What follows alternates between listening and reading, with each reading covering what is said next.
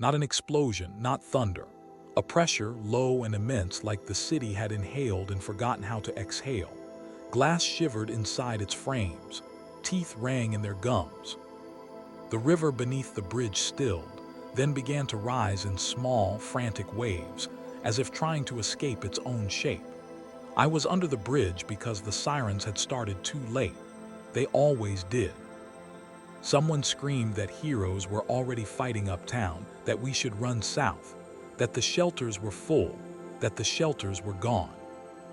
My wife had pushed our daughter into my arms and told me to run. She said she'd follow. She was always saying that. The sky went white for half a second, then blue. Not the blue of flame or electricity, a color too precise, too clean, like the idea of blue rather than the thing itself. The first building didn't fall, it folded. Floors slid through each other, walls turning liquid, steel beams unraveling into threads that floated apart like dust motes in sunlight. People came with it, screams cut off not by impact but by absence. One moment there, the next reduced to a red mist that didn't even have time to fall. My daughter started crying. I pressed her face into my chest and felt her heartbeat racing mine to the end. Above us, the heroes arrived like judgment. Endeavor tore through the smoke, a burning comet of rage and heat, flames howling so loud they drowned out the collapsing streets. His fire hit the blue light and vanished, erased mid-roar, leaving a vacuum that sucked air and sound with it. He shouted something, orders, a challenge, a prayer, but whatever he said died before it reached us. All Might followed, smaller than the posters, thinner than the stories, but still terrible in motion. He hit the thing in the sky with everything he had. The shockwave flattened cars, snapped streetlights, drove the breath from my lungs and rattled my bones like loose change. The thing didn't move. It hovered there naked and calm, a man-shaped absence glowing blue against the torn sky. No wind touched him, no debris struck him. The world bent around his presence the way water bends around a stone, except the stone was thinking. More heroes arrived. Shapes and colors and powers colliding in midair, each strike louder, brighter, more desperate than the last. Every missed blow found a building. Every redirected force found people. We watched a woman lifted into the air by a gravity quirk that slipped, just for a second. She rose, spun once, and then dropped, hitting the concrete so hard her shadow stayed behind. The blue man turned his head. It was a small motion, casual, like someone glancing at a clock. The ground beneath Endeavor liquefied. He fell, flames guttering as his legs sank into the street, asphalt swallowing him up to the waist. He screamed then, not in anger but pain, and the sound crawled under the bridge and into my ears and stayed there.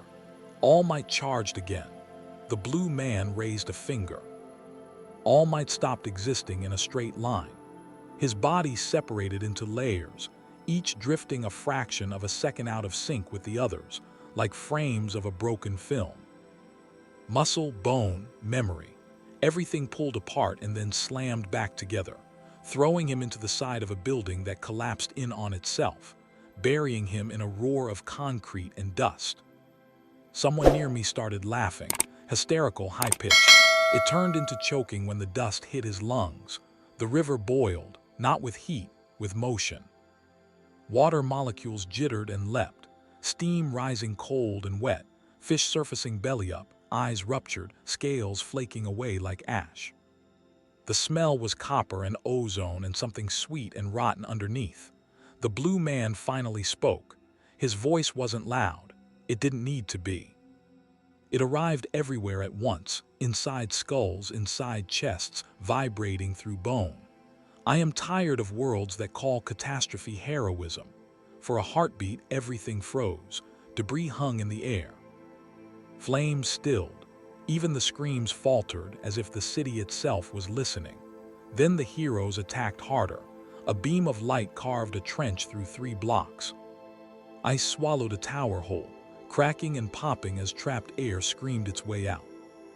A shockwave tore the bridge supports apart, and we slid 10 feet closer to the water, concrete grinding like teeth. Each attack made the blue glow brighter. Each defense cost us another street.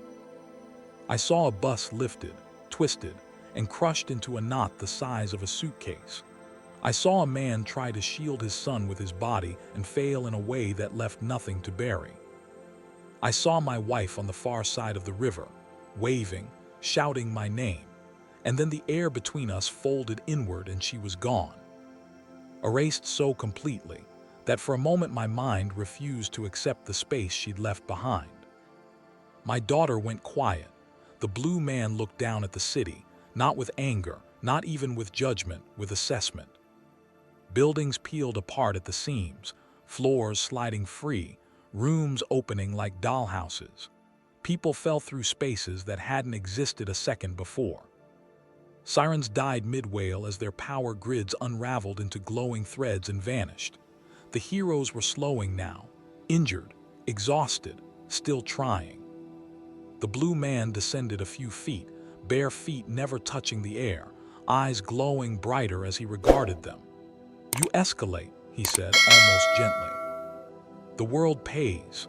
Something inside me broke then, not loudly, just a quiet, final snapping like a rope giving way under too much weight. This wasn't a battle, this was a correction. When it ended, the skyline was lower. The river was gone, replaced by a smoking scar of mud and bone. Fires burned where there was nothing left to burn. The blue man hovered alone above the ruin, unmarked, unchanged. I held my daughter and realized she wasn't breathing. Around us, survivors crawled from the wreckage, dazed, bleeding, calling names that would never answer. Somewhere, a hero sobbed. Somewhere else, another stood in shock, staring at their hands like they no longer recognized them. The blue man watched it all.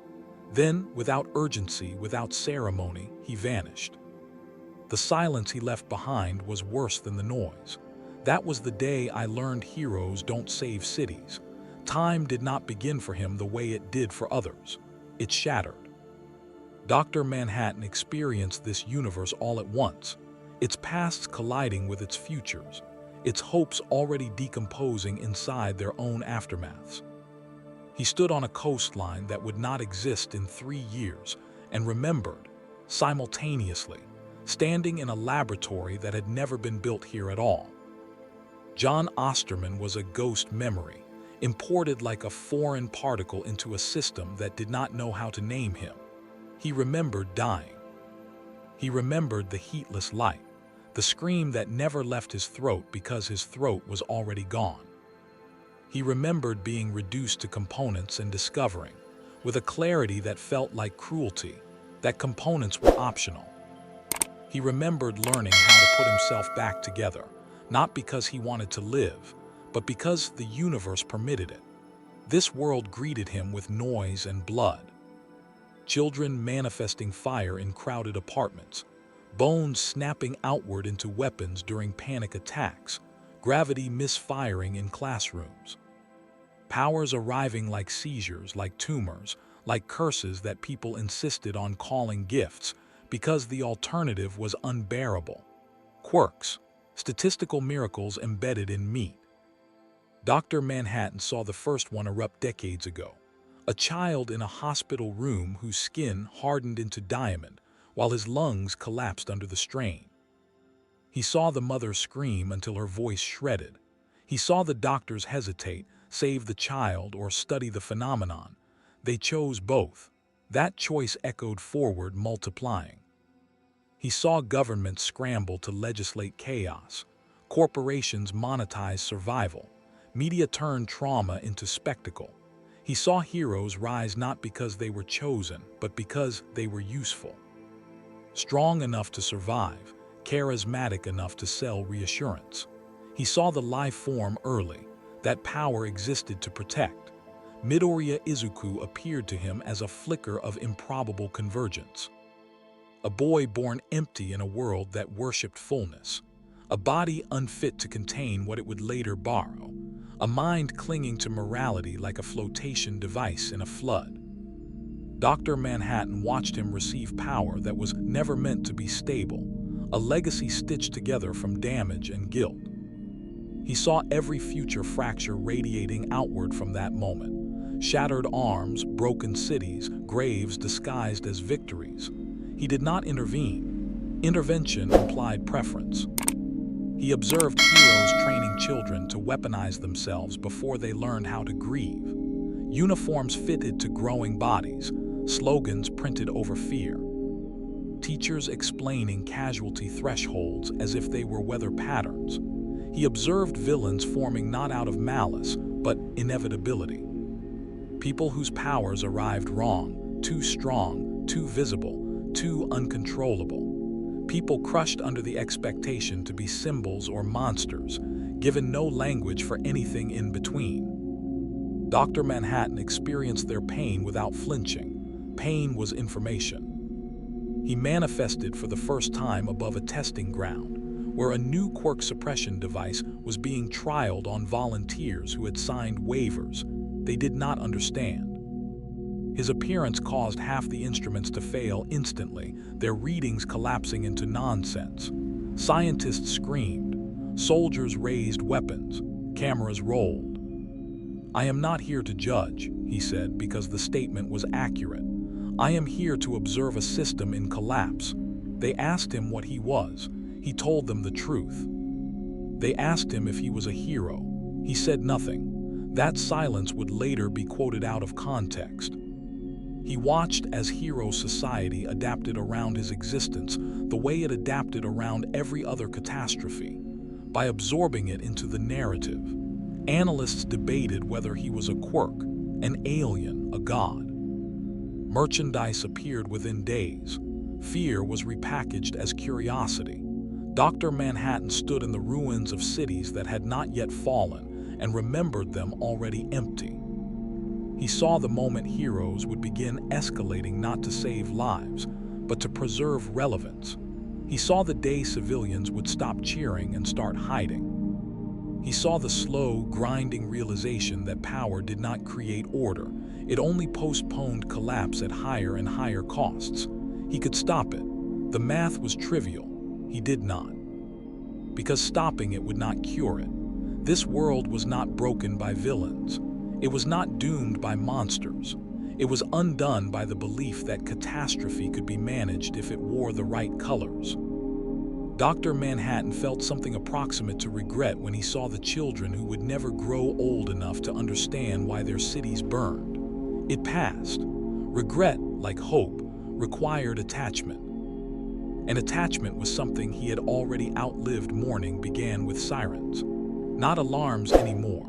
Those had become useless, but long, exhausted wails that rolled across the city like reminders.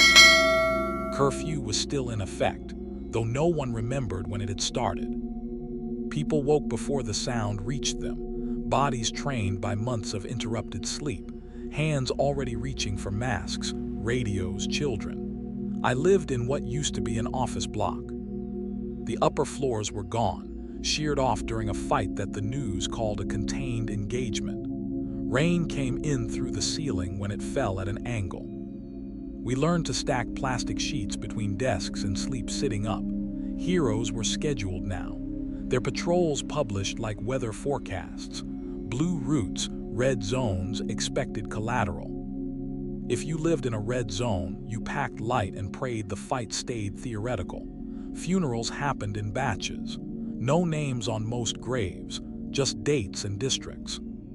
The city ran out of room, then out of patience. Ash pits replaced cemeteries. The smell never left your clothes. Children learned the sound of incoming battles before they learned multiplication. They could tell the difference between impact types, knew which powers meant glass would shatter, and which meant lungs would bleed. Schools taught evacuation drills instead of sports. Art classes drew maps of shelter routes. Heroes walked the streets like weathered statues, costumes dulled, symbols cracked and scorched. People didn't wave anymore. Some crossed the street. Some bowed out of habit and shame. A few spat when they thought no one was looking. Every hero meant safety in theory and disaster in practice. When Dr. Manhattan appeared, everything stopped. He did not announce himself. He simply existed in places where existence became fragile, above hospitals where machines failed and then restarted better than before, over refugee camps where radiation spiked and then vanished, leaving people vomiting with no explanation. Once, he stood over a food distribution line for 7 minutes and said nothing. 7 people died of heart failure during that silence. The news called it coincidence. People stopped looking up. They whispered instead. Stories spread faster than facts. That he could see sins glowing inside bodies. That he chose cities like a butcher chooses cuts. That praying to him worked once, somewhere, and then never again. Heroes feared him in ways they did not fear villains. Villains could be punched. Villains could be killed. Dr. Manhattan simply was. We learned to live smaller, to keep bags packed, to love quietly. Marriages happened in basements. Babies were born during lulls between disasters, their first cries competing with distant explosions. Once, a hero fought a villain 3 blocks away from my building. The shockwaves shattered what windows we had left. A man beside me laughed as the wall cracked, hysterical and raw, until the ceiling came down and crushed him mid-sound. The hero won. The district lost. At night, I listened to the radio and counted names. Not of heroes, of streets, of shelters, of hospitals no longer operational. The city map grew holes like rot spreading through fruit. We used to argue about whether heroes made things better. Now we argued about which ones made things worse. Dr. Manhattan appeared less often, but his absence was heavier than his presence. Every escalation carried the unspoken question, would this be enough to make him intervene again? Some people wanted that. Some people feared it more than death. I watched a woman paint over a hero mural with gray, just gray, no slogans, no anger. She cried the entire time.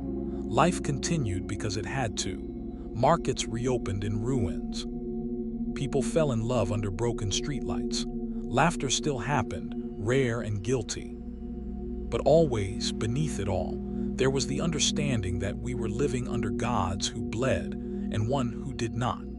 The first thing the government did was deny there was a problem. Press conferences filled the air with words like oversight, coordination, public confidence. Officials stood in front of maps that no longer matched reality and promised stability with mouths that trembled. Behind them, analysts updated casualty projections in real time, red numbers climbing until they stopped meaning anything at all. The second thing they did was count. Heroes were audited like weapons. Power outputs measured. Psychological profiles rewritten to emphasize compliance. The language changed quietly. Hero became asset, rescue became deployment, loss of life became acceptable variance. Dr. Manhattan's existence accelerated everything. If one god could exist, then gods could be managed. That was the theory. They built new agencies and sealed buildings with no windows. Committees staffed by people who had never stood in rubble decided which neighborhoods were strategically expendable. Emergency powers became permanent. Curfews were no longer announced, they were assumed. Heroes were tagged. Some accepted it without complaint, grateful for structure, for someone else to decide where they went and when they were allowed to stop. Others resisted and were labeled unstable. A few disappeared between evaluations, their names scrubbed from public rosters in the name of national security. Drugs followed, stimulants to push endurance past breaking points, suppressants to blunt empathy during high-casualty engagements, stabilizers for quirks that had begun to behave unpredictably under stress. Side effects were recorded, then ignored. Propaganda filled the gaps left by silence. Broadcasts showed heroes smiling, standing in front of carefully chosen backdrops that hid the dead. Footage slowed, edited, narrated with voices that spoke of sacrifice and duty. Civilian deaths became background texture, a necessary blur behind the real story. Dr. Manhattan observed all of it from places no camera could reach. He stood inside a secure briefing room while generals argued around him, unaware he was there until the lights dimmed and the air grew cold. He listened as they discussed deterrence models, contingency plans, worst-case scenarios that all ended with cities erased and justified afterward. "You seek control," he said when they finally noticed him. They did not deny it. Control was comforting. Control meant the disaster had a shape. He watched as laws were rewritten to allow preemptive strikes, indefinite detention of quirk users deemed high risk, forced conscription under the banner of protection. Heroes were contracted like mercenaries, bound by clauses that valued obedience over judgment. Those who refused were branded vigilantes. Vigilantes were hunted. Civilian life shrank further under the weight of regulation. Checkpoints appeared overnight. Drones hovered low, scanning for unauthorized power use. Children with emerging quirks were registered before they could write their names. People began to disappear quietly, not in explosions, not in spectacle. Just missing from apartments, from shelters, from the lines for food and water. Dr. Manhattan knew exactly where they went. Underground facilities, research labs, containment zones politely renamed rehabilitation centers, places where power was studied the way disease had once been studied, with curiosity that pretended to be concern. He did nothing. Intervention would have required choosing a side, and every side in this world believed itself righteous. The final step came without announcement, a unified command. Heroes no longer answered to cities or people, but to a centralized authority that spoke in the language of survival. Orders flowed downward. Responsibility evaporated upward. When the next disaster struck, and it did as they always did, the response was immediate, overwhelming, and catastrophic. Entire districts were evacuated by force, sealed, and then leveled to prevent spread. The official statement called it a success. Dr. Manhattan stood above the smoking remains and understood that the system had found its equilibrium. Not peace, efficiency. The disasters stopped being sudden. They became scheduled. Warning windows replaced sirens. Broadcasts advised civilians to relocate preemptively. Entire districts emptied in hours. Their inhabitants herded into temporary zones that grew more crowded and less temporary with each evacuation. Some people refused to leave. They were labeled non-compliant and left behind, their buildings marked on tactical maps as low-priority losses. The first escalation came from the heroes. Under centralized command, restraint was redefined as inefficiency. Fights ended faster now, with broader force. Villains were neutralized before demands could be made, before negotiations could slow the timetable. Streets were cratered as a precaution. Towers were brought down because they might fall later anyway. Civilian casualties were recorded in neat columns. Acceptable variants adjusted upward. Villains responded in kind. They stopped fighting heroes and started fighting cities. Attacks targeted infrastructure instead of symbols, power grids, water treatment plants, transit hubs. Quirks were used with a deliberate lack of spectacle, subtle enough to spread panic before detection. A man with a decay quirk poisoned a reservoir and walked away unnoticed. A woman who bent sound collapsed a hospital wing by silencing structural stress alarms.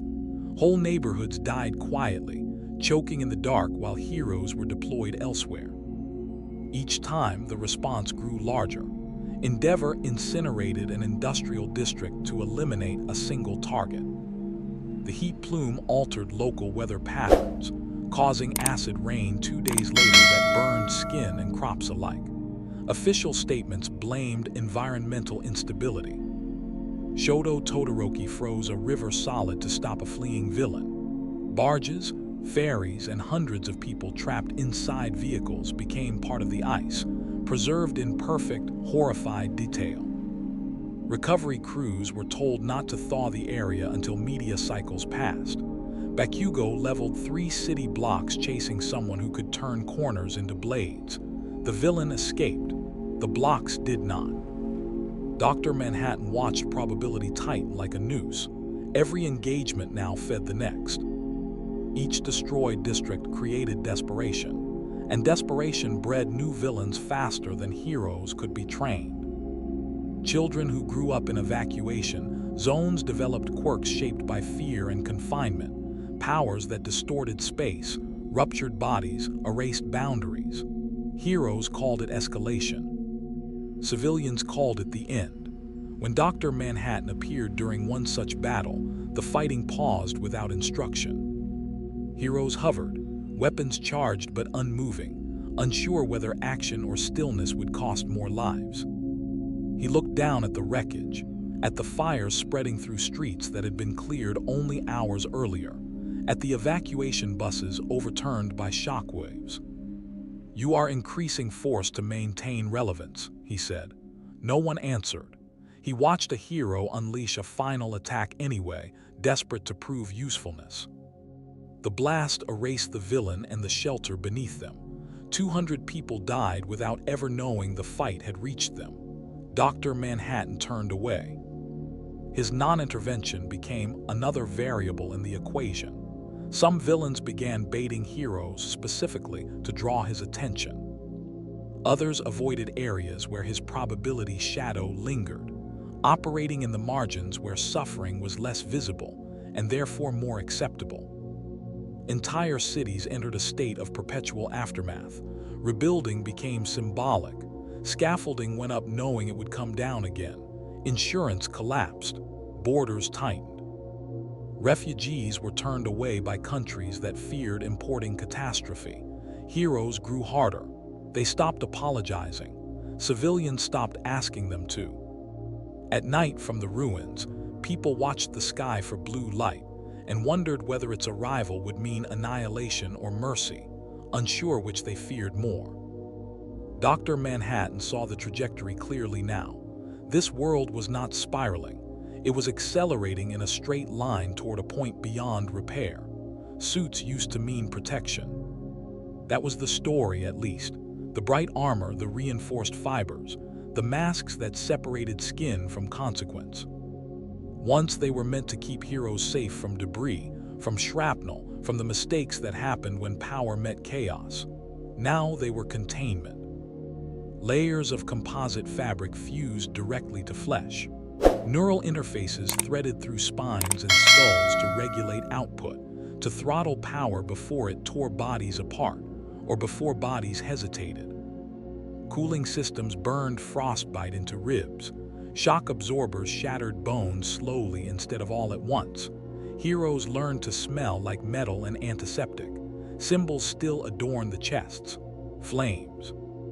Stars, smiling faces. They were scratched and blackened now, sometimes half melted, sometimes painted over and reapplied after each reconstruction. The public still recognized them, but the meaning had thinned, stretched too far to hold. A cape caught in a blast became a shroud. Helmets sealed during an explosion became coffins. Powers changed under pressure. Quirks that once manifested cleanly began to mutate, splintering into side effects no one had planned for. Fire burned inward as often as outward. Strength came with hemorrhaging muscles that rebuilt wrong. Speed eroded joints until heroes moved like glass dolls between missions. Medical teams stopped using words like recovery. They used stabilization. Dr. Manhattan observed heroes in repair bays, bodies opened and closed like machines. He saw engineers replacing parts with better parts, stronger parts, less human parts. He watched a woman have her nervous system rerouted so her electricity wouldn't cook her organs anymore. She screamed the entire time. They told her she'd be grateful later. She would not be. Symbols decayed faster than bodies. Children stopped drawing heroes with faces. They drew them as shapes, silhouettes looming over cities, features erased by light or smoke. Logos became warnings rather than promises. Merchandising dried up, replaced by instructional pamphlets on how to survive engagements. A hero removed his mask once on camera, trying to remind people he was still human. The footage was pulled. Humanity tested poorly. Dr. Manhattan appeared in a decommissioned training hall, where old suits hung like skins on hooks. He touched one with a finger and felt the echo of the body that had once worn it. The pain, the fear, the moment the suit failed and the person inside died screaming. "You mistake endurance for virtue," he said to no one in particular. Outside, a new generation trained. Children in scaled-down armor practiced controlling powers that already hurt them. Instructors barked commands about efficiency, about acceptable loss, about staying on mission even when civilians were inside the blast radius. One boy vomited blood into his helmet and kept going. Dr. Manhattan saw his future fracture into early death and posthumous medals. Capes dragged through rubble, boots fused to asphalt, gloves melted into hands. The line between suit and body blurred until removing one meant destroying the other. Heroes stopped changing costumes. There was no point. In the streets, civilians learned to read the suits the way sailors once read storms. Certain colors meant evacuate now. Certain symbols meant hide and pray the fight moved on. When a hero arrived wearing blackened armor patched too many times, people knew something had already gone wrong. Dr. Manhattan watched as symbols emptied themselves of meaning. A star no longer meant hope. Fire no longer meant justice. A smile no longer meant salvation. They meant proximity to destruction. And as the suits grew heavier, more grotesque, more permanent, the people inside them grew quieter, less expressive, less human. The armor did its job. Trust died quietly. Not in a single explosion or a flare of power, but in the long, grinding hours between battles when people realized there were no safe spaces left. Streets that once carried children now carried suspicion. Neighbors watched each other with hollow eyes, calculating whether a shared roof was worth sharing secrets. Even heroes began to doubt one another, not from fear of defeat, but from fear of the calculus each made in their own minds. Midoriya stopped answering calls, not out of malice but calculation. He learned that hesitation cost lives, and yet every decision cost more than he was willing to see. His friends began to notice. Bakugo yelled, shouted, cursed, then vanished for a week in self-imposed exile, returning hollow, twitching, and silent except for orders issued without inflection. Todoroki moved his operations alone, trusting no one with judgment, only execution. Civilian betrayal became survival. Families traded shelter coordinates for rations. Volunteers turned informants to ensure they were not caught in the wrong place at the wrong time. Children were taught to hide powers or misrepresent them. Lying was the new morality. Resistance movements emerged. Small, desperate clusters of civilians and former heroes who refused to bend to the new system, who remembered ideals once spoken in classrooms and the halls of UA. They struck at depots, sabotaged evacuations, whispered their intent across alleys and rooftops. Each time the response was total. Tanks rolled into neighborhoods. Drones monitored streets like insects. Heroes arrived in coordinated strikes, targeting insurgents with precision. Buildings were flattened to eliminate any cover. Innocents died, and the losses were cataloged meticulously. Public statements called the raids necessary to prevent greater harm. The resistance learned quickly. Some betrayed their own for survival. Others became martyrs, but even martyrdom was only temporary. The city forgot names faster than it could write them. Dr. Manhattan appeared above one such raid. A resistance cell, 20 strong, hid in a collapsed subway entrance. He hovered silently, watching the survivors whisper, preparing their last strike. A hero descended into the tunnels to intercept them. He did nothing. He let it happen. The resistance fought with everything they had, traps, misdirection, brute strength. But the system was patient and absolute. Every casualty was measured, every escape route blocked. When it ended, only a handful survived, crawling through debris into streets already marked for evacuation. They were not celebrated. They were absorbed, cataloged, and ignored. Heroes began turning on each other. Factions formed under pressure. Some pushed for efficiency at all costs, others clung to morality, unable to reconcile casualties with duty. Friendships shattered mid-battle. Arguments erupted mid-rescue. Some heroes sabotaged others to avoid collateral they could not justify.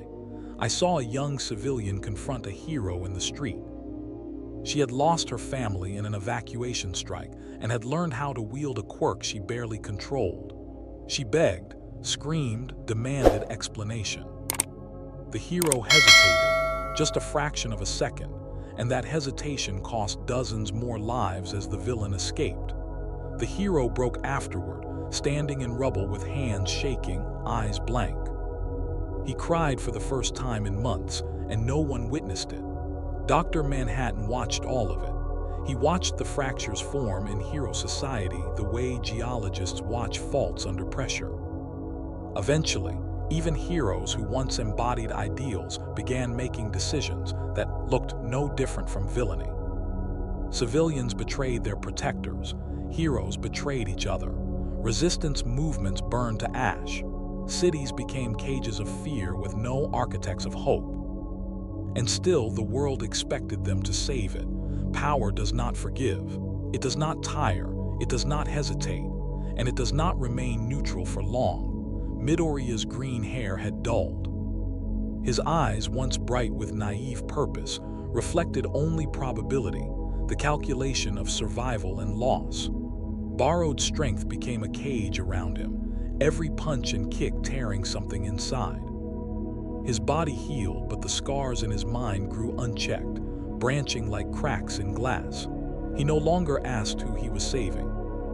He only asked which action would leave the fewest bodies behind, and even that became impossible. Endeavor burned hotter, faster, longer than ever, his flames now burning inward as much as outward. His mind shrieked in rhythm with his quirk. Pain and determination fused until he could not tell the difference. Every battle left him less a man and more a weapon, a walking, screaming conflagration. He loved it and hated it simultaneously, unable to remember which was acceptable and which was death. Other heroes changed too. Plastics fused to skin. Neural enhancers rewrote reflexes. Nerves were rerouted to tolerate more power, more destruction, more horror. But power was never neutral. It twisted the soul alongside the body. Empathy became a liability, morality a weight too heavy to lift. They stopped being heroes. They became predators disguised as saviors, monsters in uniforms polished by necessity, not honor.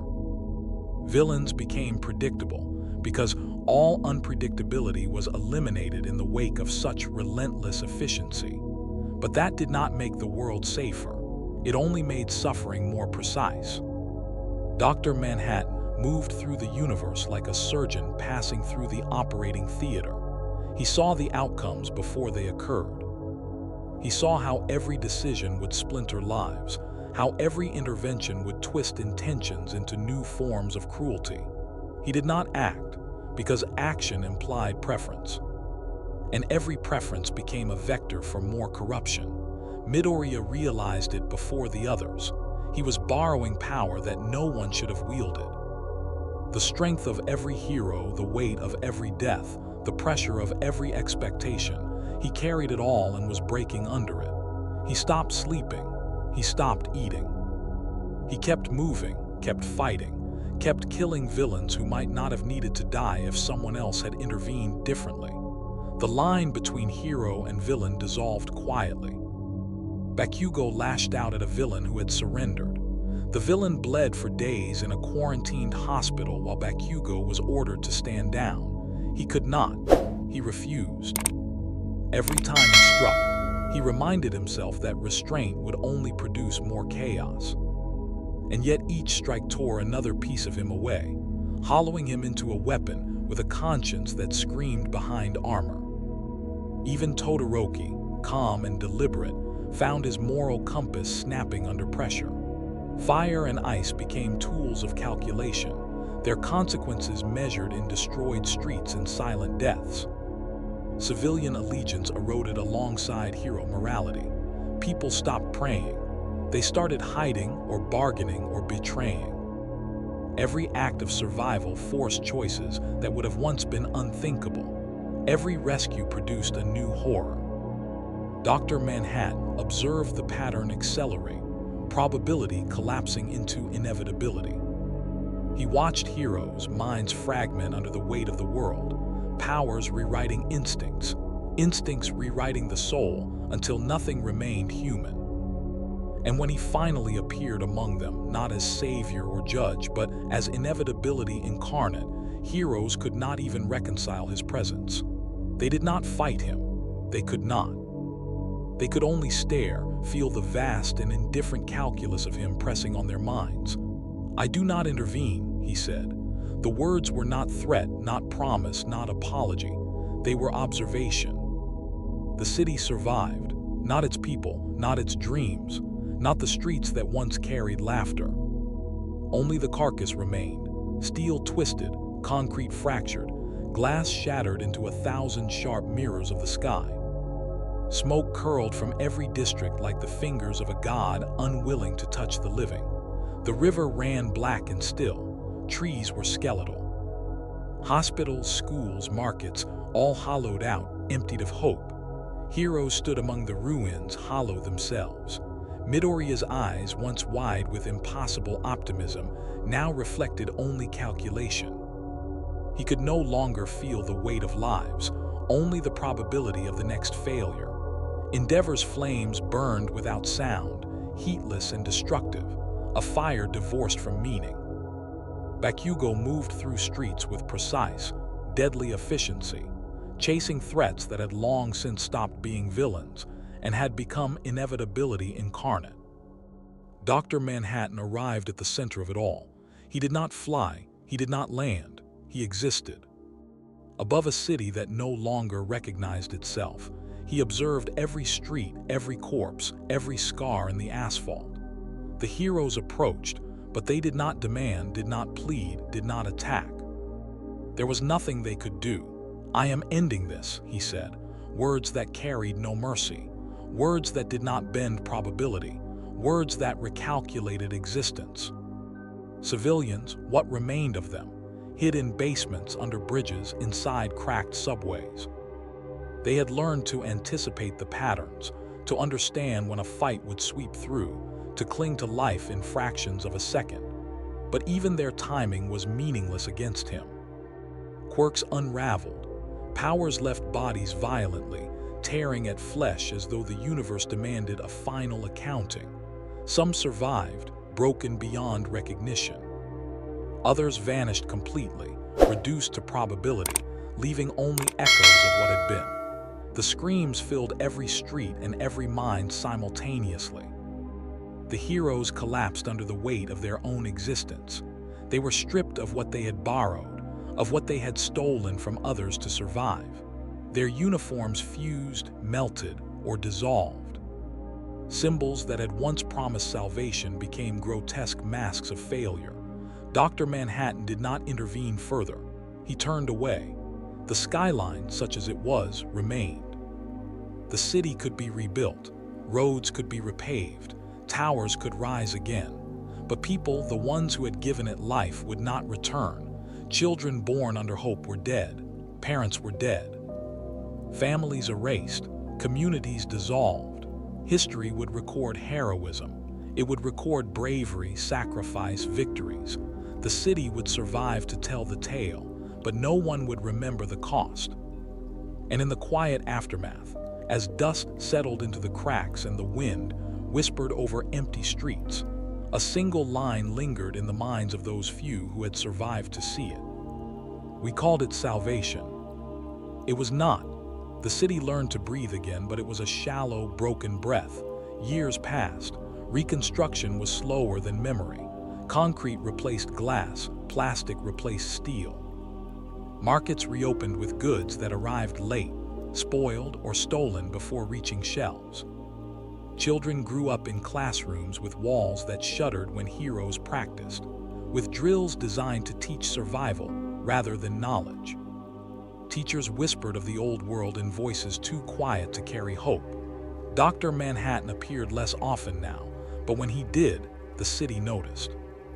Not in panic, not in awe, but in the heavy, resigned way people notice tides that will inevitably return. They whispered his name in the way one whispers about storms, inevitable, impartial, incomprehensible. Heroes became myth. Some survived, wandering through the remnants of districts they had failed to save. They were shells of what they had been, carrying guilt like physical weight, hearts hardened, eyes empty. Midoriya's green hair turned gray. Bakugo's anger became silent, deadly, precise. Endeavor's flames no longer burned outward. They turned inward, the fire a permanent wound in flesh and spirit. Civilians told stories to remember the past, to make sense of it, though sense was impossible. They spoke of heroes who saved tens, hundreds, thousands, but never all. They spoke of blue light in the sky that could erase power, life, memory, and mercy. They spoke of a man who was neither God nor man, who decided without choosing, who observed without intervening. Society adapted around the absence of innocence. Children were raised to understand collapse. Parents were taught that hope was dangerous. The few who dared to challenge the remnants of hero society were quietly removed, re-educated, relocated, or erased. And yet, life persisted. Not because hope existed, but because adaptation is a function of survival. The city became a labyrinth of scars and safety, of zones marked for danger, zones safe for occupation. People moved in measured steps, calculated breaths, silent prayers. Dr. Manhattan appeared one final time at the city's edge. He did not speak. He did not act. He merely observed blue light reflecting off broken steel, concrete, and bone.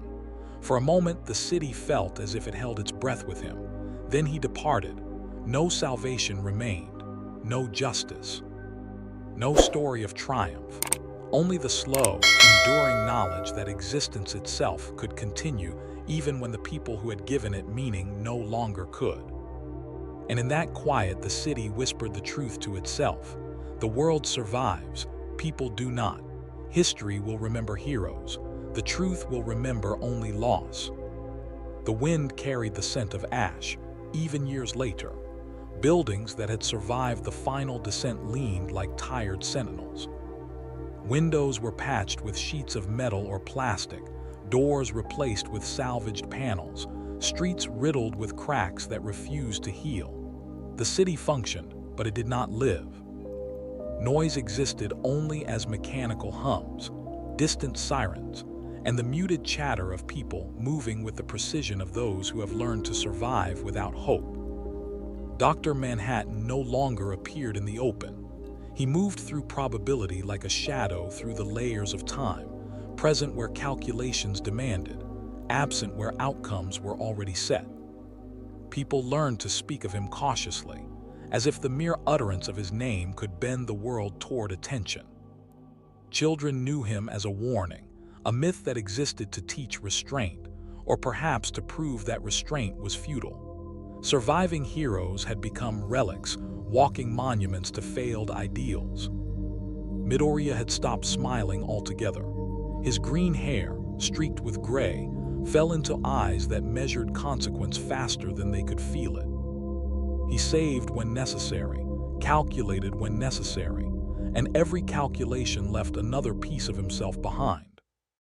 Endeavor's fire, once a symbol of destructive justice, now lingered in his body like permanent scar tissue. Bakugo moved like a predator in the ruins, precise, silent, dangerous, but carrying no vengeance, only obligation. The children of the new generation were harder, smaller in heart but larger in caution. They learned early which streets were safe, which signals meant death was imminent, which zones were too sacred to enter. School curriculums focused on probability and evacuation, on containment and observation, not literature, math, or dreams. Games were forbidden in zones likely to be caught between battles. Play had become a calculation. In the nights, survivors whispered stories. Some spoke of the hero who sacrificed everything to save a reactor full of civilians, though no one remembered his name. Others told of the sidekick lost in an alley, whose only memorial was a journal buried under rubble. And some told of the villain who had been right too late, executed for being inconvenient, though the truth lingered in the cracks of the streets and the scarred walls. Dr. Manhattan's presence was felt more than seen. The few who glimpsed him described a still blue figure hovering over the city, calm, indifferent, infinite. People learned to anticipate the probability of his intervention and to live around it, as they had learned to live around the disasters of heroes. Time moved differently under him. Not forward, not backward, but layered, heavy with memory and consequence. Every act of heroism was shadowed by cost. Every act of villainy was amplified by opportunity. The city learned that the line between protection and destruction no longer existed. It was a blur, drawn by events too large for comprehension. In this quiet aftermath, the city functioned without hope, without victory, without salvation. People survived, that was all. And somewhere in a place outside time, Dr. Manhattan observed, calculating the outcomes, recording the consequences, and leaving the world to endure the weight of choices it could no longer change. History would remember heroism. The truth would remember only loss. The sky was a permanent gray, heavy with smoke and memory. It never rained anymore, not cleanly, not purely, but a drizzle of ash and chemical residue that coated every surface and reminded the living that the past could not be washed away. Streets were arteries of caution. People moved like blood cells, precise, automatic, always avoiding the remnants of battles long concluded. Vehicles traveled only in convoys, shields patched over windows, tires reinforced with scrap. Shops opened for hours, only to close early, leaving sidewalks littered with empty crates and unclaimed goods. Noise was measured, minimized, because sudden sound could trigger structural collapse or attract a hero's attention. Dr. Manhattan appeared less frequently, though when he did, the effect was immediate. He hovered above intersections, parks, collapsed districts, and places no one dared enter. People did not look up. They did not speak. They watched their probability shift under his gaze and prayed it would pass them by. Midoriya had grown older, thinner, paler. Each intervention cost him more than the last, not only the energy of his quirk, but fragments of his humanity. He no longer debated ethics. He calculated survival and probability, applying the lessons of failure like armor. His friends had become the same. Endeavor burned inside and out. Bakugo stalked with silent precision. Todoroki calculated frost and flame as though life itself was a chessboard. Quirks had evolved under pressure. They were no longer natural gifts, but tools of efficiency and torment. Electricity could no longer be controlled without damaging the nervous system. Strength left bones shattered, healed wrong, then shattered again. Ice and fire carved scars into the land rather than the enemy. Each manifestation was more grotesque than the last, and each cost more than the user realized. Civilians adapted. Children carried miniature first aid kits, blankets, and rations in backpacks weighted for speed. Families abandoned entire districts when warning broadcasts were sent, leaving homes, furniture, and memories behind. People learned the sound of power in motion, the low hum of energy bending, the high-pitched whine of matter tearing, the silence after impact that marked bodies missing. Survival was instinct, not choice. Legends persisted, but only as cautionary tales. The hero who had saved thousands in a reactor was a statistic. The sidekick lost in the alley a footnote. The villain who had acted too late a warning. Names faded. The city remembered patterns of disaster, probabilities of survival, and the constant reminder that heroism had always been a gamble with human lives as currency. Dr. Manhattan observed, detached and precise. He did not intervene because intervention implied preference, and preference would warp the probability he so meticulously recorded. His presence alone was sufficient to influence outcomes. People calculated his attention and acted accordingly. Some avoided areas entirely, others exploited his absence. The city endured, not because of heroes, not because of hope, but because life continued in spite of all odds. People survived in fractions of probability, in margins of error, in spaces between disasters. And somewhere, above the gray horizon, Dr. Manhattan watched the world he had not created but whose course he understood entirely. History would speak of heroism. Reality would speak only of cost. The final lesson lingered in every ruin, every street, every scarred face. To survive is not to be saved. The nights were the worst. Not because of darkness, but because the quiet became heavier than any explosion. Survivors huddled in the remains of buildings, in the basements of what had once been schools or offices, listening to distant groans of infrastructure settling, to the occasional crack of metal failing under unseen pressure. Every creak of the city sounded like judgment. Midoriya moved through these nights like a shadow that could not rest. Each calculated movement cost him something he could not name anymore: memory, empathy, hope, until he was a man of probability rather than feeling. He saved when necessary, and in saving he lost more of himself. Each successful rescue was accompanied by the realization that dozens more had died because of the effort, casualties that would never be counted. Endeavor's flames burned endlessly, feeding on guilt and exhaustion. His body became a furnace, his mind a warning. Power without limit devours its wielder. Bakugo had learned the same lesson differently, through silence and precision, each action more surgical, more lethal yet hollow. Todoroki had surrendered warmth in his soul for control over fire and ice alike, mastering damage at the cost of humanity. Villains adapted as well. They no longer fought heroes in spectacle. They fought to erode the remaining humanity of the city itself. Subtle attacks, poisoned water, collapsing infrastructure, silent quirk misfires, became their weapons. The line between hero and villain blurred to the point of irrelevance. One could no longer say who was defending, who was destroying. Dr. Manhattan observed from places no one could reach.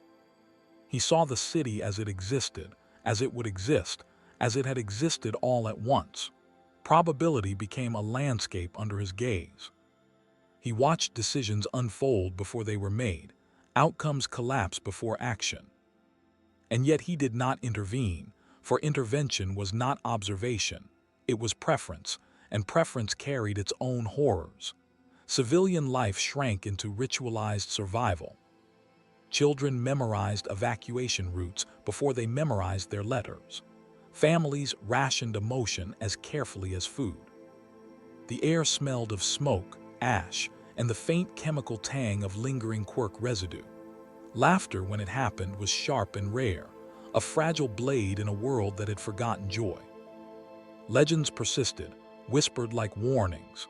The hero who had saved thousands became a statistic. The sidekick who had died alone in an alley became a cautionary tale. The villain who had been correct too late was remembered only in probability charts that no one read. Every act of heroism carried hidden costs, each cost unpaid until someone else, someone innocent, suffered.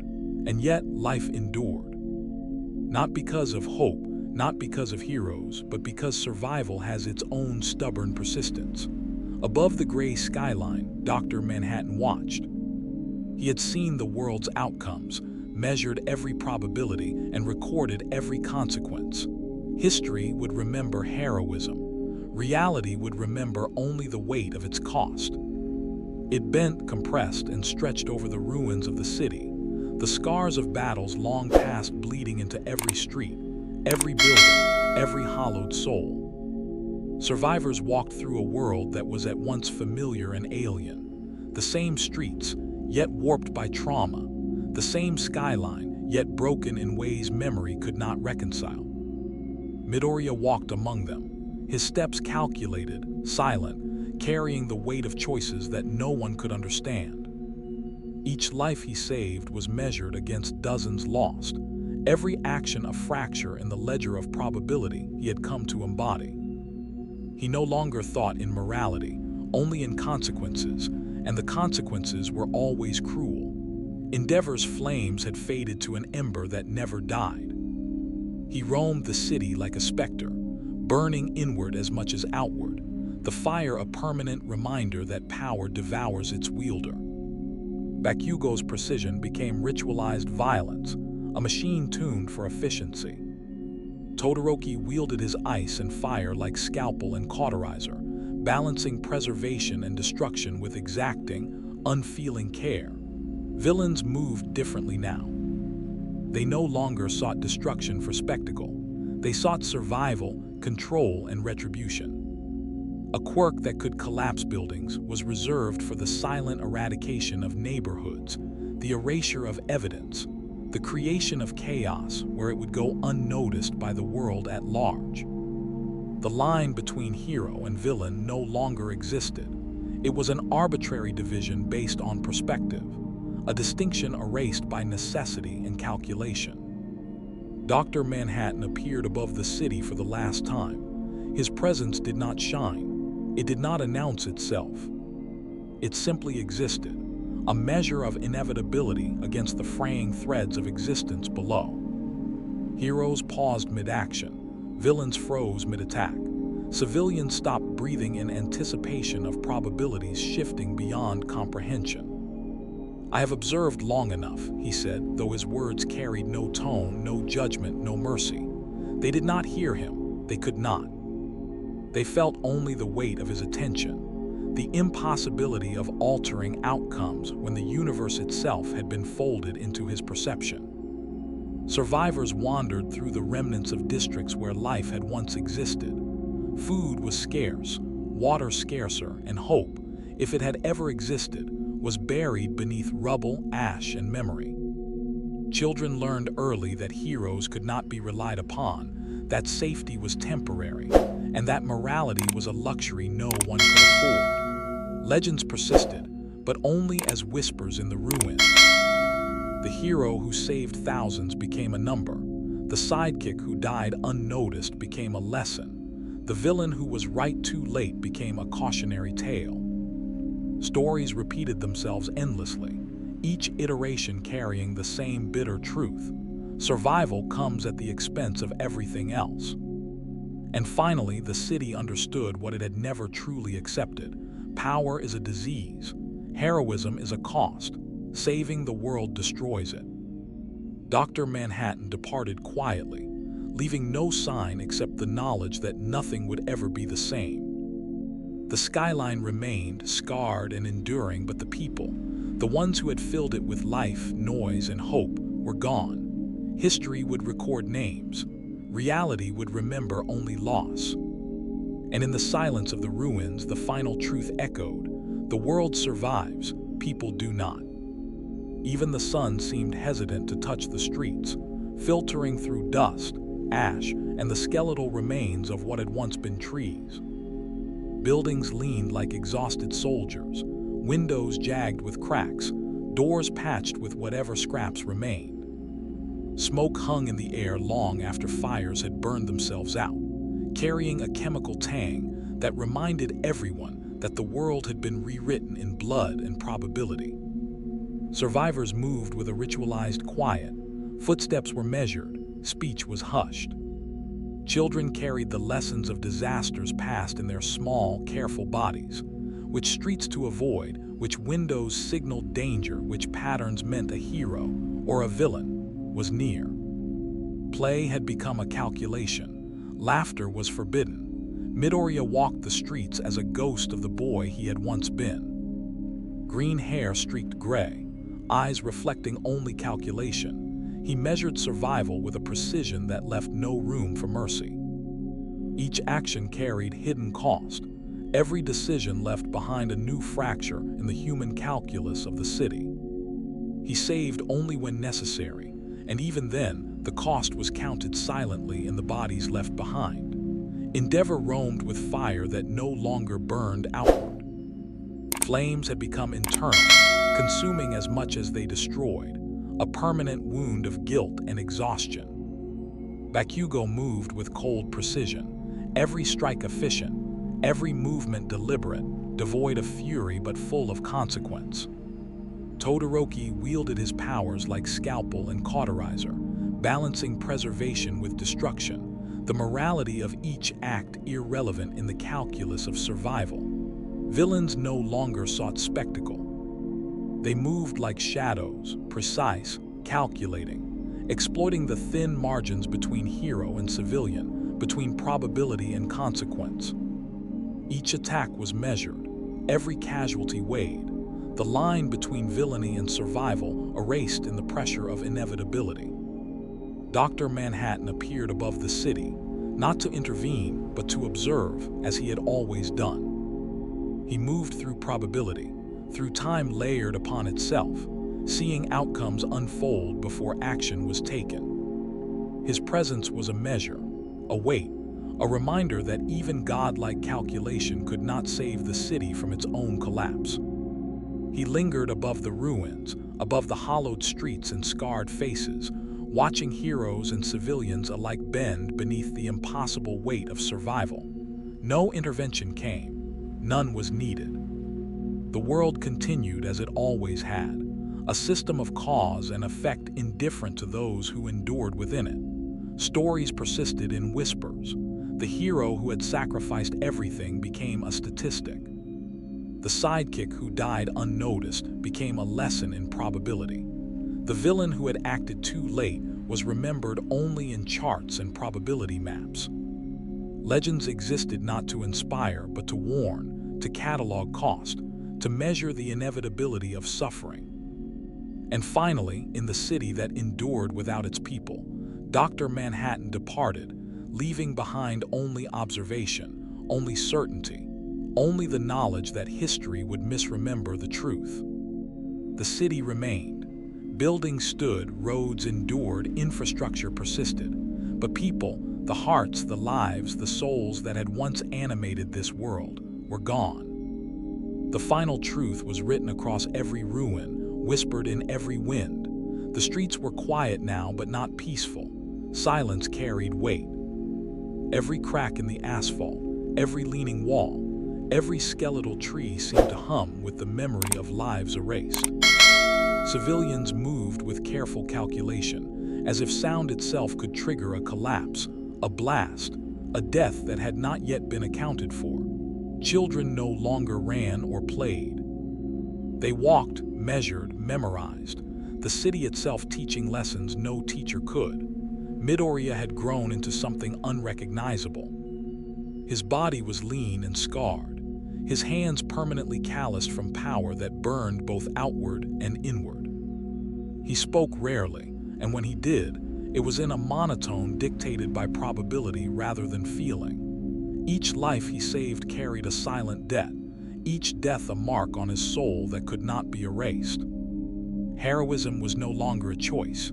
It was a burden, unavoidable and relentless. Endeavor wandered through charred districts with flames that did not touch the air, burning inside him, feeding on memory and guilt. Bakugo moved like a shadow across the ruins, precise, surgical, silent. Todoroki's ice and fire carved the city with care, maintaining the fragile illusion of order while removing any trace of mercy. All had become instruments of consequence, bodies tuned for efficiency in a world that no longer allowed failure or forgiveness. Villains had changed too. They no longer sought spectacle. Their attacks were subtle, measured, designed to exploit the weaknesses in survival, in probability, in human calculation. Civilians learned to hide, to deceive, to negotiate with the unavoidable. because survival was a negotiation with inevitability itself. Dr. Manhattan appeared over the city like a calculus made manifest.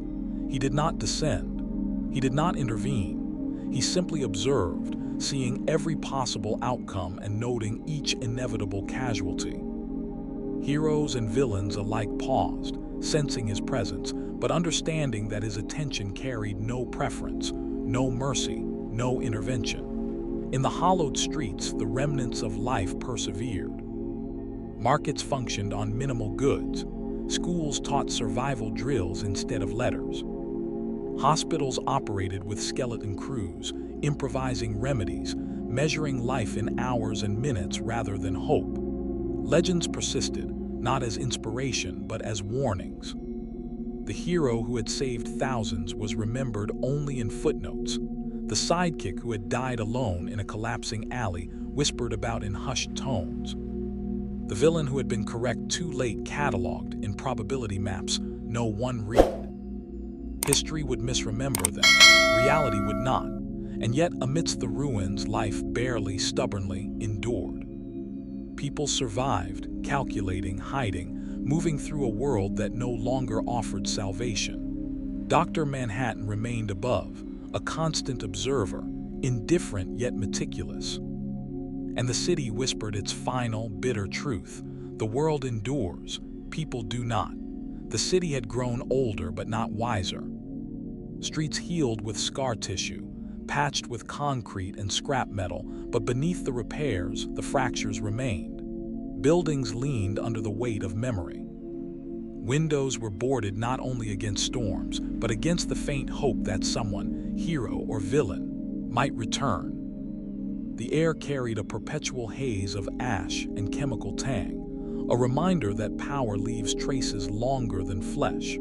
Survivors had adapted into creatures of routine. They moved through districts with calculated steps, learned to read the hum of distant quirks, and avoided the ruins where intervention had struck without mercy. Children memorized the sounds of approaching heroes, recognizing which vibrations meant destruction, which meant survival. Play existed only as simulation drills. Laughter was too dangerous, too loud, too alive.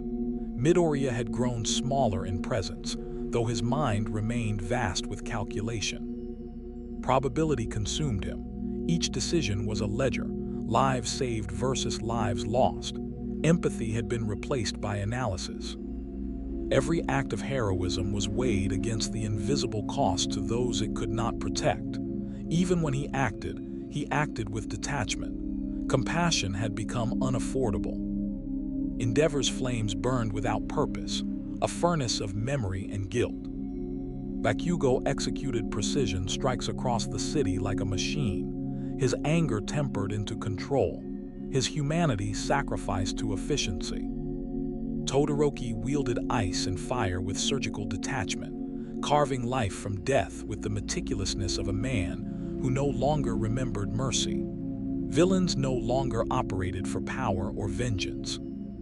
They moved to survive, to manipulate probability in their favor, to exploit the cracks left by heroes whose morality had eroded. Every strike was a calculation, every casualty a margin of error. Hero and villain had become two halves of the same equation, indistinguishable from one another in outcome, separated only by perception. Dr. Manhattan appeared above the remnants of the city, blue and infinite, neither judging nor intervening. He observed the probability of every action, the cascade of consequences from each movement, the endless tally of lives lost and lives preserved. His presence alone shifted the outcome subtly, but he did not act.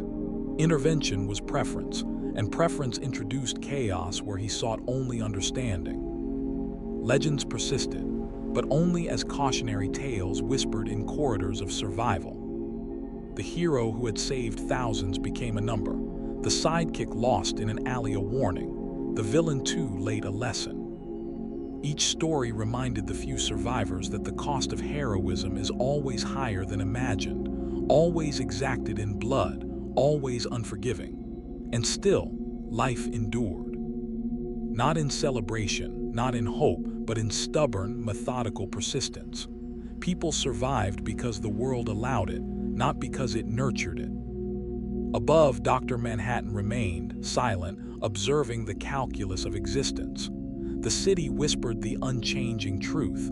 The world continues, people do not. The city no longer remembered itself. It remembered only fragments. A twisted street corner where a hospital had once stood, the hollow shell of a school. A park where children had once played, and now only dust swirled between broken benches. Memory had become probability. Survival had become ritual. Hope had been cataloged, measured, and found wanting. Midoriya moved through this half-world like a ghost tethered to the living. His body bore scars both visible and hidden, and his mind was a ledger of outcomes. Each decision, each intervention, left invisible debts in the lives of those he could not save. He no longer questioned morality, only probability. Even the rare successes were hollow, reminders that life was expendable in the calculation of survival. Endeavor burned endlessly, his flames feeding on guilt as much as fuel. They consumed him from within, a private torment no one could see. Bakugo's precision strikes cut through the city like a scalpel, efficient, unerring, stripped of anger or exhilaration, leaving only the quiet devastation of consequence. Todoroki carved with fire and ice, balancing destruction with minimal preservation, his every act a calculation in a world where morality no longer mattered. Villains, too, had adapted. They no longer fought for spectacle, revenge, or ideology. They fought to survive, to exploit gaps in probability, to twist outcomes in a world where heroes had become as indifferent and precise as they were. Streets were grids of survival, each district a chessboard of calculated moves, each life a piece whose value was always measured in likelihood of loss. Dr. Manhattan hovered above it all, indifferent yet infinitely observant. His gaze stretched across the city like the hand of inevitability. Every action, every casualty, every calculated strike passed beneath him. Intervention was unnecessary. The world was already unfolding according to probabilities he alone could perceive, and his presence alone subtly shifted outcomes without mercy or care. Legends persisted, whispered by those few who survived. The hero who had saved thousands became a footnote. The sidekick who had died unnoticed became a warning. The villain who had acted too late was recorded only in probability charts. Stories no longer inspired. They reminded. They reminded of cost, of inevitability, of the impossibility of true heroism. Civilians adapted in silence. They moved carefully, hid meticulously, calculated constantly. They spoke in hushed tones, measured every word, every step, every breath. Play had vanished, curiosity had vanished, innocence had vanished. Survival alone persisted, stubbornly, cruelly, without reason. Above it all, Dr. Manhattan observed. And the city whispered, not for the first time, not for the last, the world endures, people do not. The city had stopped pretending it was alive. Streetlights flickered weakly over asphalt cracked from explosions and quirk misfires, casting long, trembling shadows that no one could escape. Buildings leaned as though exhausted, facades peeling like old skin, windows jagged with shards that trapped the ash in their edges. The air smelled of smoke, chemical residue, and the lingering iron tang of blood long since cleaned from the streets. Midoriya walked among the ruins, a man diminished by knowledge. His eyes no longer reflected hope, only probability, calculations of who would live, who would die, and which interventions would make the next collapse inevitable. Each time he saved someone, he calculated the unseen cost: families displaced, structures weakened, lives endangered in the margins. Heroism was no longer a choice. It was a ledger of consequences. Endeavor roamed like a walking furnace. His flames burned inward as much as outward, feeding on guilt and memory, an eternal punishment for survival. Bakugo executed every strike with surgical precision, every movement deliberate, unfeeling, devoid of fury, and full of consequence. Todoroki carved ice and fire into the city, balancing preservation with destruction in a meticulous calculus that left no room for mercy. Villains had learned to operate like the environment itself, silent, precise, and indifferent to spectacle. Quirks were wielded to manipulate probability, to exploit the cracks left by heroes who had abandoned morality in favor of efficiency. Civilians learned to anticipate attacks, to navigate the margins, to survive in a world where power had become a force divorced from justice or meaning. Dr. Manhattan hovered above the city like inevitability incarnate. He did not descend. He did not intervene. He observed, measuring the cascade of probability, noting outcomes before action was taken, recording the infinite consequences of each choice. His presence was sufficient to bend probability, yet he remained indifferent. Intervention was preference, and preference introduced chaos. Stories persisted, whispered in the remnants of streets, alleys, and hollow buildings. The hero who had saved thousands became a statistic. The sidekick who died alone became a cautionary tale. The villain who had acted too late was cataloged in charts that no one read. Legends were warnings, not inspiration. Every act of heroism had a hidden cost, always extracted, always exacted, always unforgiving. Civilians endured, moving in quiet, calculated rituals. Children memorized evacuation routes, neighborhoods were navigated in silence, and laughter was forbidden. Survival was not heroic, it was mechanical, stubborn, and cruel. Dr. Manhattan watched. And the city whispered once more, over cracked asphalt, twisted steel, and broken glass. The world endures, people do not. The horizon had turned to steel and smoke. The sun struggled to penetrate the haze, casting a dim, jaundiced light over streets scarred by a decade of disaster. Buildings leaned against one another for support, their windows jagged, roofs partially collapsed. The smell of ash and chemical residue clung to every surface, a constant reminder that survival came at a cost no one could tally. Midoriya moved through the city like a ghost tethered to probability. Every step, every decision, carried the weight of lives he could not save. His quirk had become a tool of calculation rather than courage, each action measured in potential casualties avoided or caused.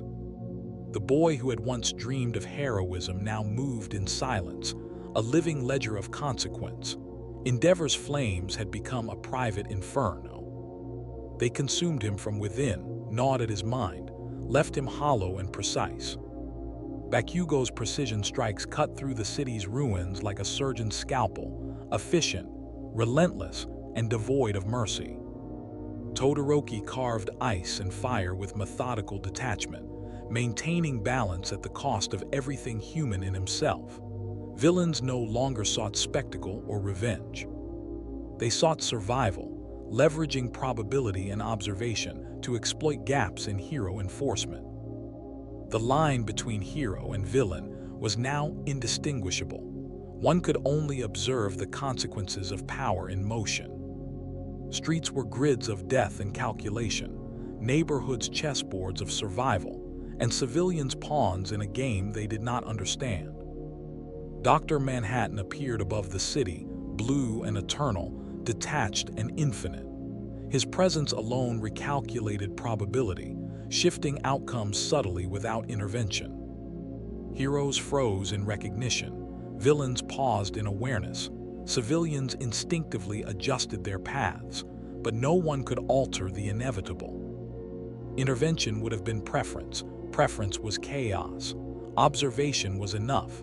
Legends endured, whispered in the few remaining corridors of life. The hero who had saved thousands was remembered as a statistic.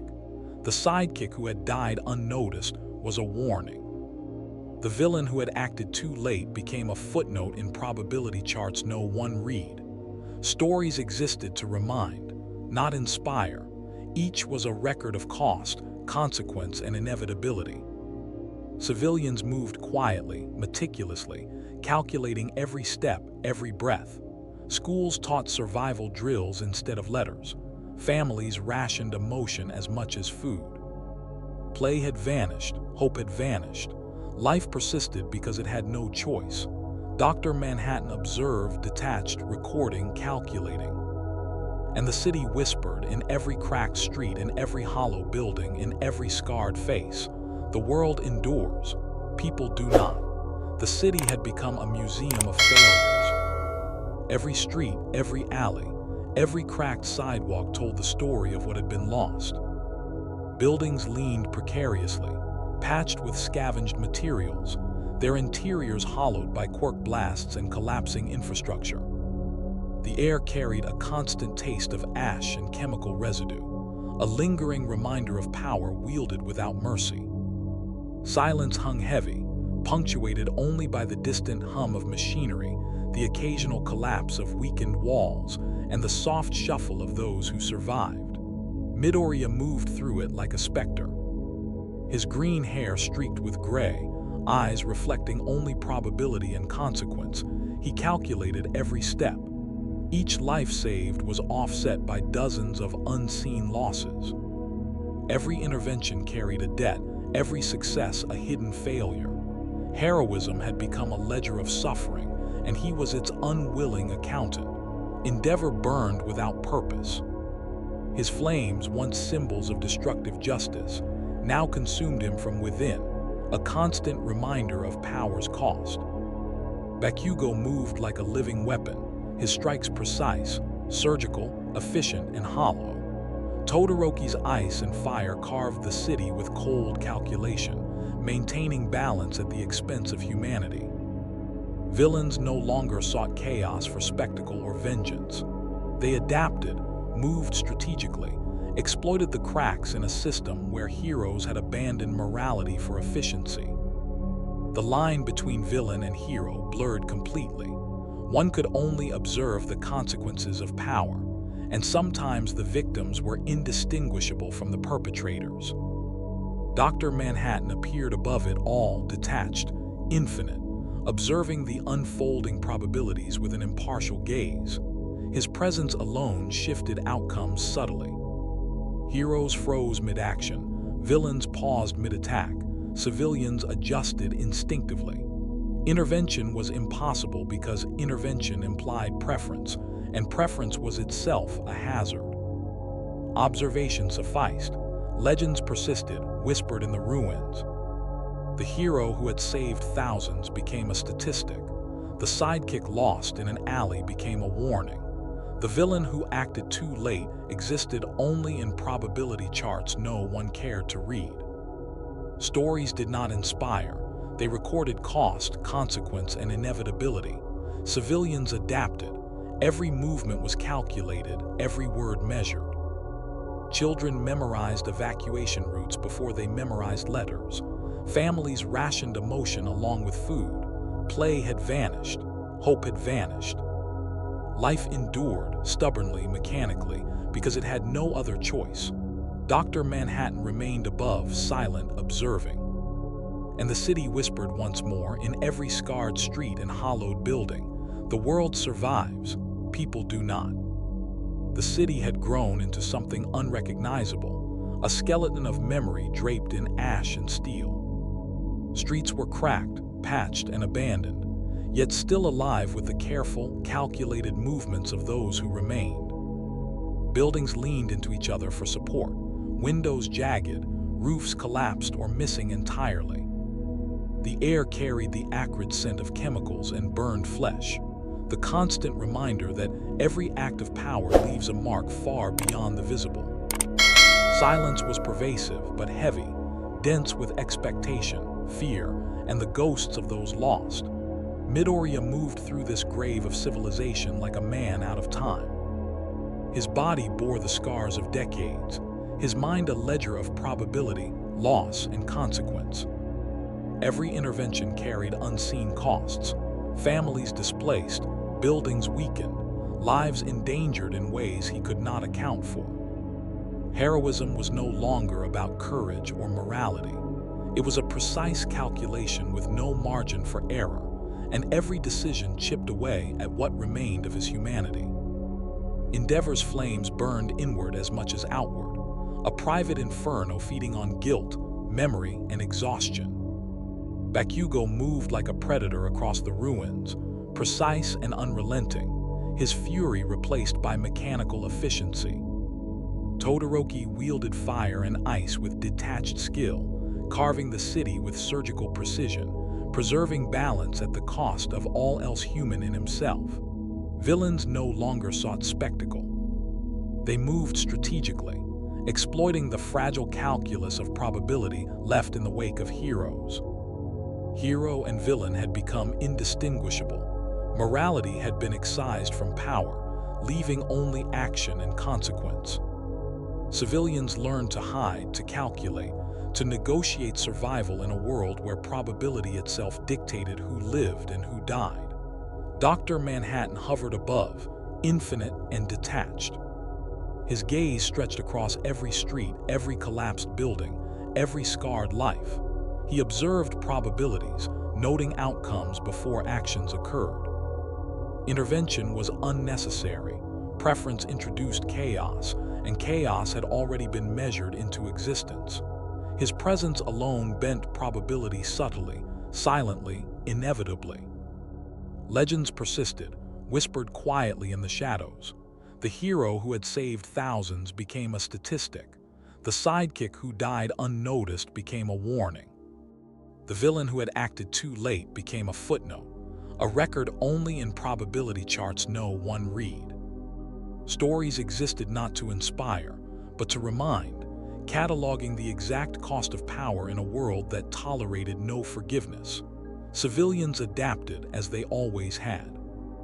Every word, every movement, every breath was measured, deliberate, calculated. Children memorized evacuation routes before learning letters. Families rationed not only food but emotion. Play vanished. Hope vanished. Life endured, stubbornly and mechanically, because there was no other choice. Dr. Manhattan remained above, silently watching the calculus of existence unfold. And in the cracks of streets, the ruins of buildings, and the faces of those who survived, the city whispered the unchanging truth. The world persists, people do not. The city breathed, but it was a shallow, mechanical rhythm. Streets stretched like open wounds, scarred by decades of battles, explosions, and quirk misfires.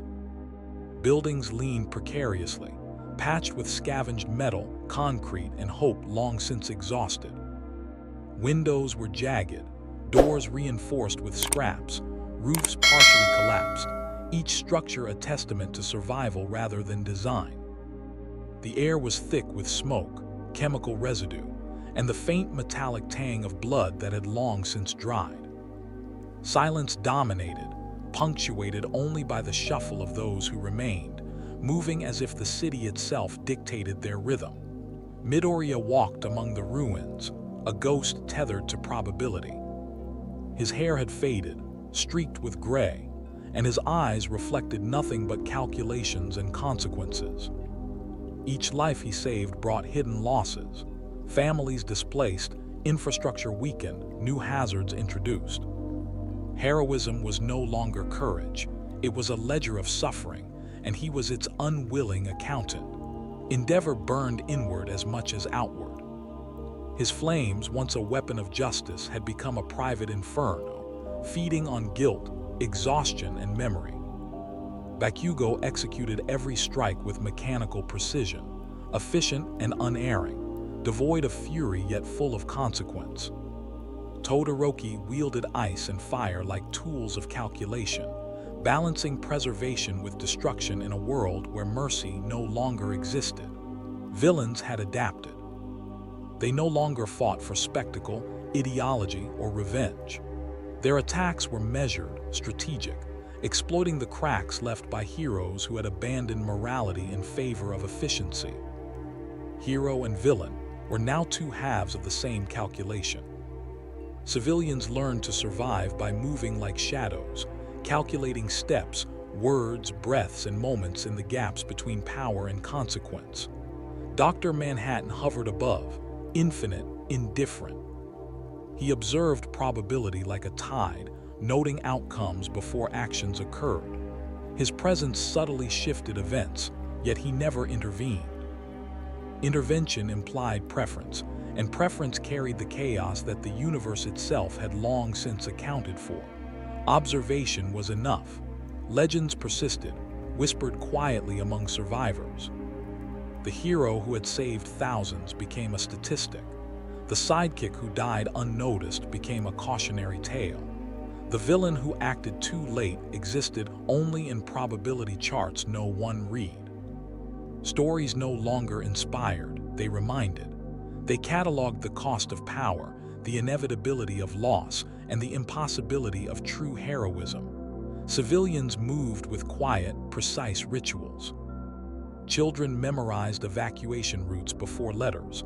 Families rationed not only food but emotion. Play and curiosity had vanished. Hope had vanished. Life persisted not through joy, but because it could not end. Dr. Manhattan remained, watching, calculating, observing the inexorable patterns of consequence. And the city whispered across cracked streets, ruined buildings, and scarred faces. The world endures, people do not. The city had become a landscape of memory and probability, a place where life persisted without meaning. The streets were fractured, littered with remnants of infrastructure patched together with scavenged metal and concrete. Buildings leaned like exhausted soldiers, their windows jagged and rooflines broken, interiors hollowed by decades of uncontrolled power. The air was thick with ash, chemicals, and the faint metallic tang of old blood. Silence pervaded, broken only by the distant hum of machinery, the shuffle of the living, and the occasional groan of weakened structures. Midoriya moved through the ruins, a specter of calculation. His body bore the scars of decades, his hands calloused from constant use of quirk and consequence. Every intervention carried unseen costs, families displaced, neighborhoods destabilized, new hazards introduced, and each calculation chipped away at his humanity. Heroism had become a ledger of suffering, a system of cause and effect that demanded constant attention and precision. Endeavor's flames burned inward, consuming memory, guilt, and exhaustion. Bakugo moved with the precision of a weapon, his strikes calculated, unerring, devoid of anger, yet still devastating. Todoroki wielded ice and fire as instruments of balance, maintaining order through detachment, carving the city with surgical exactness. Mercy had no place in their world, only consequence mattered. Villains had learned to adapt. They no longer sought spectacle or vengeance. Their actions were precise, exploiting the weaknesses left by heroes who had abandoned morality. Hero and villain were now indistinguishable in practice, differing only in perception. Civilians moved like shadows, calculating every step, every breath, every word to survive in a world defined by probability and consequence. Dr. Manhattan hovered above, infinite, observing. Every event, every life, every decision passed beneath his gaze. He did not intervene, for intervention was preference, and preference introduced chaos. Observation alone sufficed. His presence subtly shifted outcomes, reminding all below that even inaction is power. Legends persisted, whispered quietly among survivors. The hero who had saved thousands became a number. The sidekick who died unnoticed became a cautionary tale. The villain who acted too late existed only in probability charts no one read. Stories no longer inspired. They recorded cost, consequence, and inevitability. Civilians endured, moving with mechanical precision, rationing emotion alongside food. Children memorized evacuation routes before letters. Families learned to live with absence as a constant. Play had vanished, hope had vanished, and life continued only because it had no choice. Dr. Manhattan watched, detached, recording, calculating. And the city whispered once more in every hollow building, every scarred street, every surviving face. The world persists, people do not. The city had become a rhythm of absence. Streets stretched like old scars, uneven, cracked, patched with debris and concrete that barely held together. Buildings leaned into one another for support, their windows jagged, roofs broken, interiors hollowed by the years of disasters that had reshaped every inch of the world. The air carried the lingering tang of smoke, chemicals, and long-forgotten blood. Silence was not peace. It was expectation, heavy and oppressive, punctuated only by the measured shuffle of the living. Midoriya moved among the ruins, a man diminished by knowledge and probability. His green hair had faded to gray streaks. His eyes reflected nothing but calculations of survival and consequence. Every life he saved carried a hidden debt. Families displaced, structures weakened, new hazards born from intervention. Heroism had become a ledger of suffering, a system of cause and effect that left no room for mercy or hope. Endeavor's flames burned inward as much as outward, consuming memory, guilt, and exhaustion, leaving him hollow and precise. Bakugo moved with surgical efficiency, every strike calculated, unerring, devoid of fury but full of consequence. Todoroki carved ice and fire into the city with detached skill, preserving balance at the cost of humanity. Mercy had no place in this world, only consequence existed. Villains had adapted similarly. They no longer sought spectacle or revenge, only survival and opportunity. Their attacks were calculated, subtle, exploiting the fractures left by heroes who had abandoned morality for efficiency. Hero and villain were now indistinguishable. Outcomes mattered more than intent. Civilians learned to move as shadows, to calculate every step, every word, every breath, in a world where probability ruled life and death. Dr. Manhattan appeared above the city, infinite and detached. He did not descend or intervene. He observed, recording the unfolding probabilities, noting outcomes before actions even occurred. Intervention implied preference, and preference would introduce chaos. Observation alone sufficed, bending probability subtly without mercy. Legends persisted among survivors, whispered quietly through the ruins. The hero who saved thousands became a statistic. The sidekick who died unnoticed became a warning. The villain who acted too late existed only in charts no one read.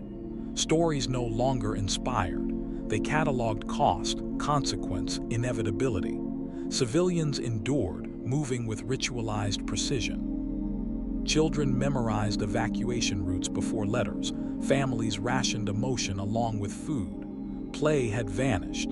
Hope had vanished. Life continued only because it had no choice. Dr. Manhattan remained above, watching, calculating, indifferent. And the city whispered over cracked asphalt, skeletal buildings, and hollowed faces. The world endures, people do not. The city had stopped pretending it could heal. Streets were fractured, patched with scrap, and lined with buildings that leaned like exhausted sentinels. Windows were jagged, doors reinforced, roofs partially collapsed. The air carried the lingering scent of smoke, chemicals, and the metallic tang of long-dried blood.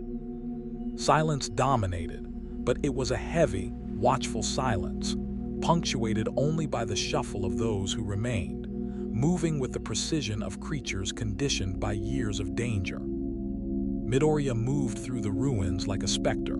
His hair was streaked with gray. His eyes reflected only calculation, probability, and consequence. Every life he saved carried unseen costs. Families displaced, neighborhoods destabilized, new hazards introduced. Heroism had become a ledger of suffering, and he was its unwilling accountant, walking among the living while tallying the cost of survival. Endeavor burned inward as much as outward, his flames feeding on memory, guilt, and exhaustion.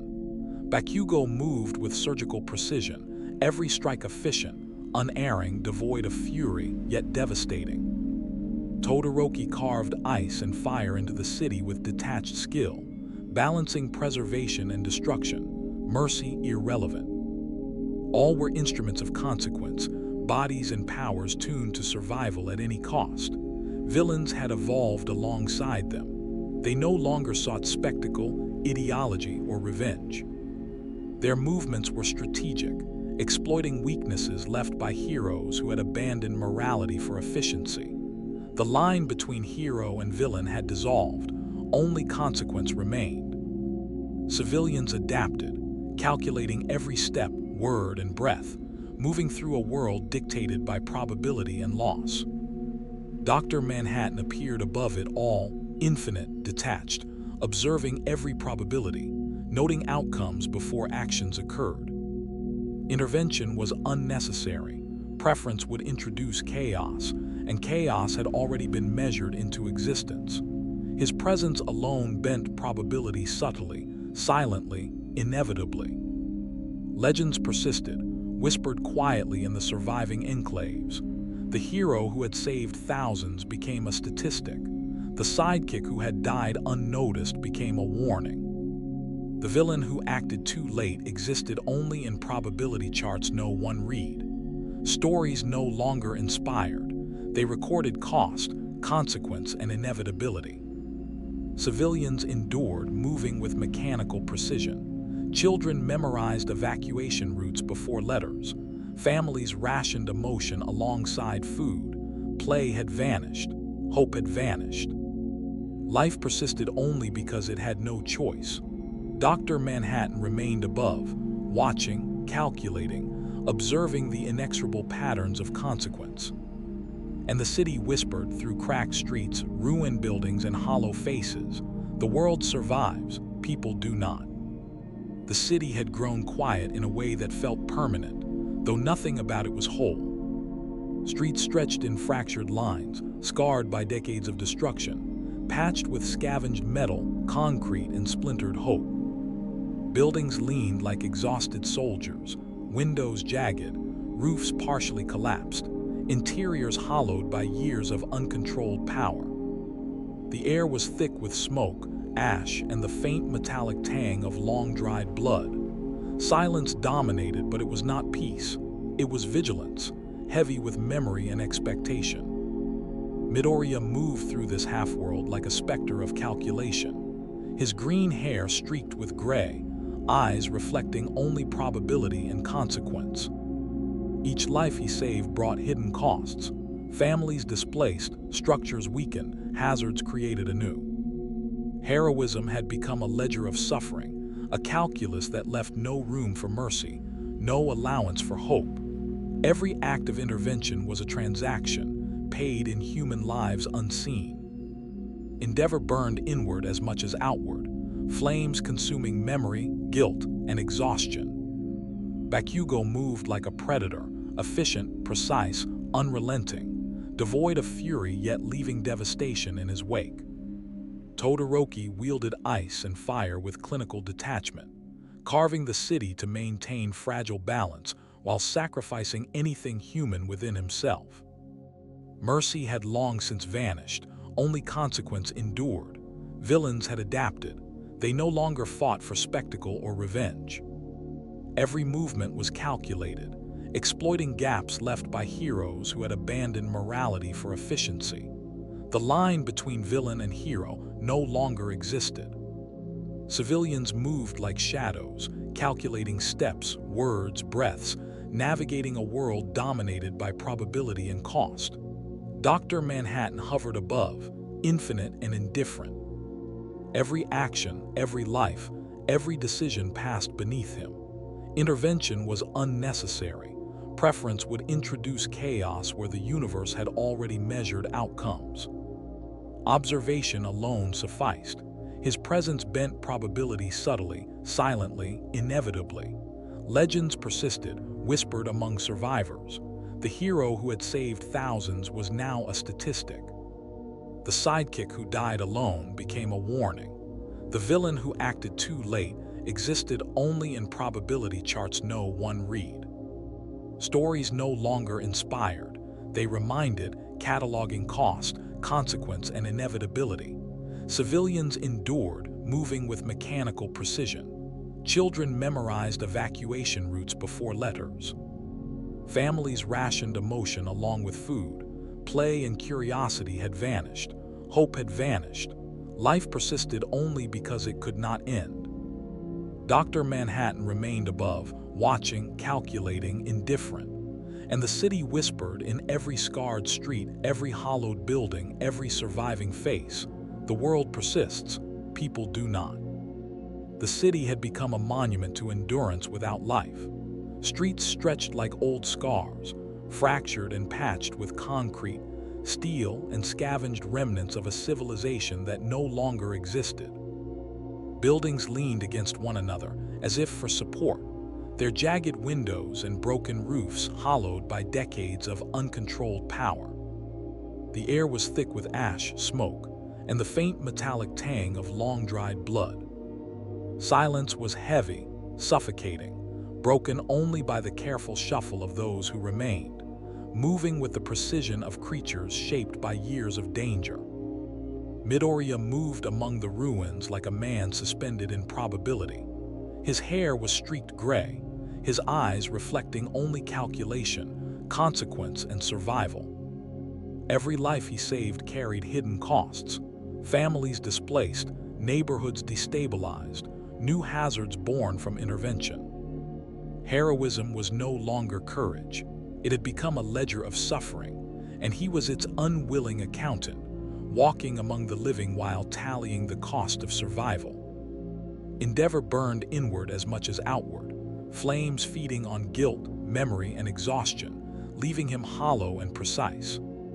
Bakugo moved with mechanical efficiency, every strike calculated, unerring, devoid of fury yet devastating. Todoroki wielded fire and ice like surgical tools, balancing preservation and destruction while sacrificing humanity. Mercy had vanished, consequence reigned supreme.